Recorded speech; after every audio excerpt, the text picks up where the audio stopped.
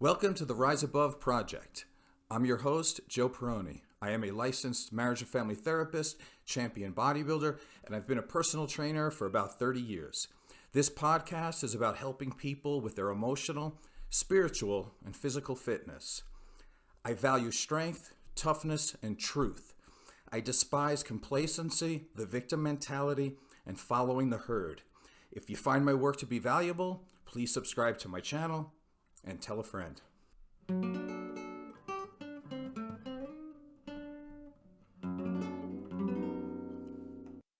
Today I want to talk about how to change someone's mind. Facts do not change minds unless someone has already made the decision to become educated. Most people are trying to maintain their social connections and are guarding their self-identity. Willful ignorance and stupidity has less to do with IQ and psychological deficiencies and more to do with sociological and environmental allegiances. Rarely will anyone distance themselves from their tribe unless they are embraced by another tribe. They need to be given a viable alternative. It works the same way when I have a client who wants to change a destructive habit, behavior, or mindset. They almost never eliminate a behavior or habit without replacing it with something else. They need a safe place to land. When a person is proven wrong, he or she may feel belittled and embarrassed. And although today, being easily offended, sensitive, and touchy is well within normal human response, these all happen to be symptoms of emotional immaturity. The ability to admit being wrong or misinformed and then making the proper correction is a sign of emotional strength and maturity. Respecting someone's emotions, even if they are based on faulty beliefs, increases the chances of changing minds much more than stating facts. And this is because people are more motivated by how they feel rather than by how they think. Successful therapists aspire to meet the client where they are and to fully validate their client's experiences. Giving the client a non judgmental, safe place to explore their thoughts, feelings, and behaviors develops trust and increases the therapeutic alliance. Clinicians should not do therapy to clients. Therapy should be done with clients. Therefore, giving lectures and being directive almost never inspires anyone to change. Utilizing Socratic questioning and active listening techniques allows the client to express themselves while gaining self-awareness. Insightful questions will challenge the client while encouraging them to examine the validity of his or her beliefs without making the client feel belittled or manipulated. Entering a dialogue from a curiosity, not knowing information gathering stance is more productive than directly challenging somebody's perceptions. Essentially, you are not changing their mind, but you are setting the stage to help them change their own mind. At the very least, the right questions may not change anything, but the right questions will allow the dialogue to move forward in a respectful manner. And while these client-centered or humanistic approaches work well in therapy, they don't work that well in conversations with people who are not seeking to change. Therapists have an edge in changing people's minds because they have a position of authority, and most clients are open to change, and the therapist can maintain a professional distance. It's important to have an educated idea about who may be interested in changing their perspective or at least taking a look at alternative perspectives. The term liberal means that one is open to new behaviors and opinions and is willing to discard traditional values. A liberal mindset is concerned with broadening general knowledge and experiences. Conversely, the conservative mind is concerned with preserving traditions and not wanting to change or innovate. In addition, the conservative mind is generally resistant to ambiguity, uncompromising, and closed minded.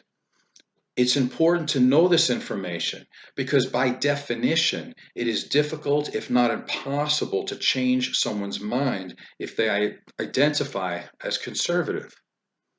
Add to this the ever-increasing amount of narcissism in society, and you will have a large percentage of people who are unwilling to look at or accept any information that does not enrich their self-interest, serve their ego, or align with what they think they already know. Narcissists and others with cluster B personality disorders are categorized by being overly dramatic and overly emotional. They regard their feelings as fact, which is a death sentence to having a reasonable conversation. As a general rule, if you want to change somebody's mind, it is best to be friendly, respectful, and find common ground. My mom used to say that you can catch more flies with honey than with vinegar. Being combative, argumentative, and oppositional are never good strategies to change an individual's mind. If you find yourself in an argument, then you already lost. Arguing only creates more resistance, defensiveness, and mistrust. It is better to be respectful of his or her ideas, be empathetic to the other person's experiences, which frames their perceptions, and to agree with them whenever possible. This creates a bridge and allows the other person to drop their defenses instead of building a fortress. If you take a direct shot at their intelligence or identity, they will never agree with you, even if you're 100% correct.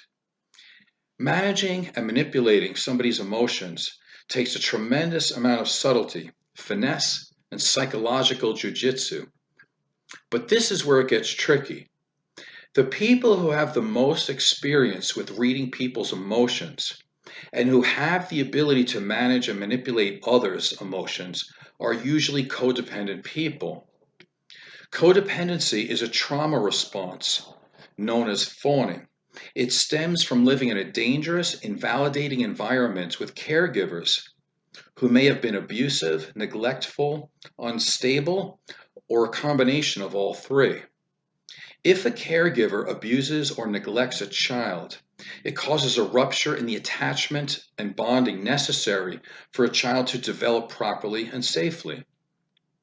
The child becomes hopelessly terrified for the relationship to end, even though the relationship is destructive, and this is because they are 100% dependent on that relationship for their survival. This sets the stage for the child to curtail their own feelings, emotions, and needs in favor of the caregiver. They assume that something is wrong with them, and they will do almost anything possible to align with their caregiver. The child develops a connection survival style due to feeling unsupported and unprotected in the early stages of life. The child's boundaries and sense of self becomes porous and corrupted.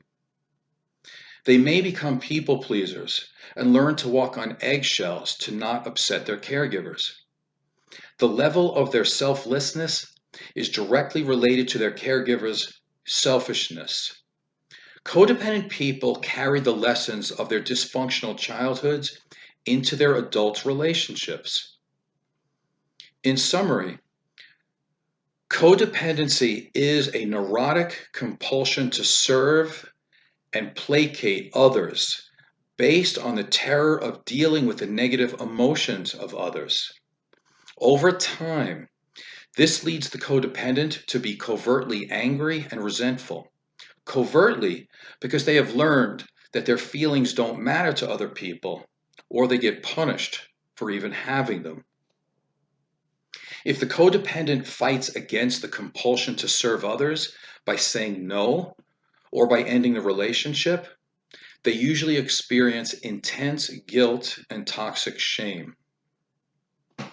So you might be wondering why I'm spending so much time discussing the trauma response of codependency during a show on how to change somebody's mind. And here's why. Dale Carnegie's book, How to Win Friends and Influence People is arguably the most famous and most influential book on how to change somebody's mind.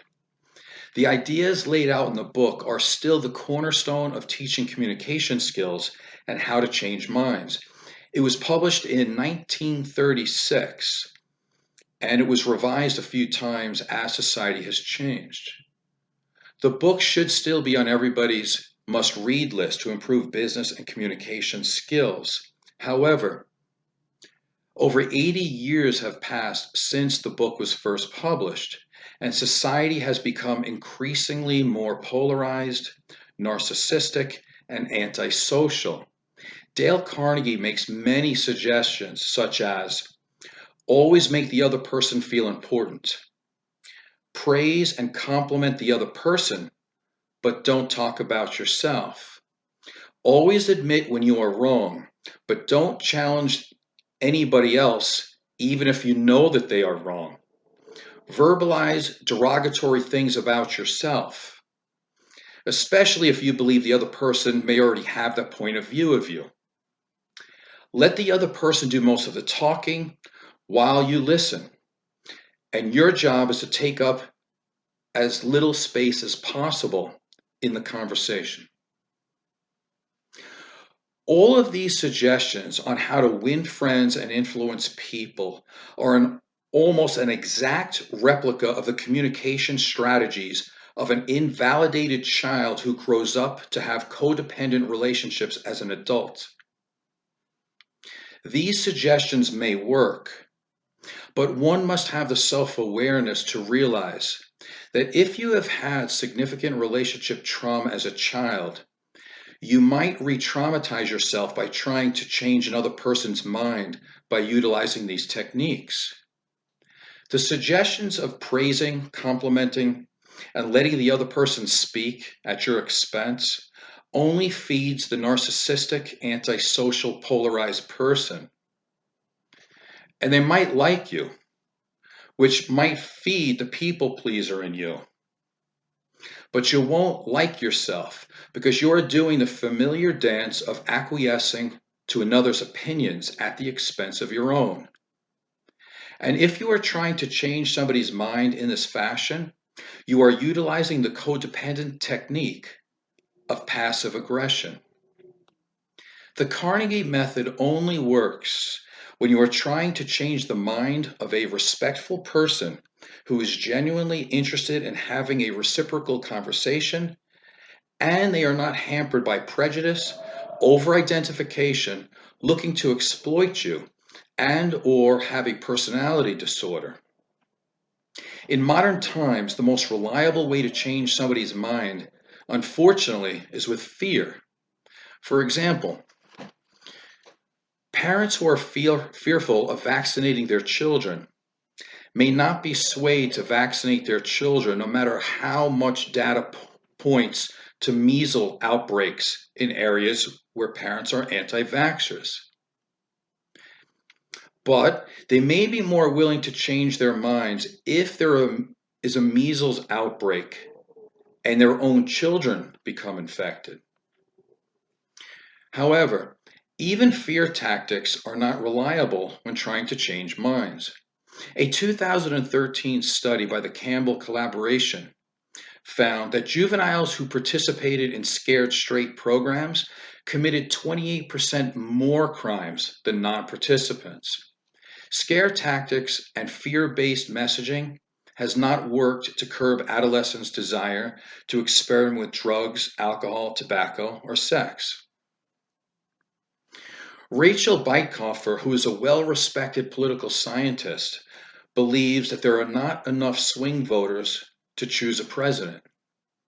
Polarization is a reality, and there is not a well-defined centrist or middle position anymore.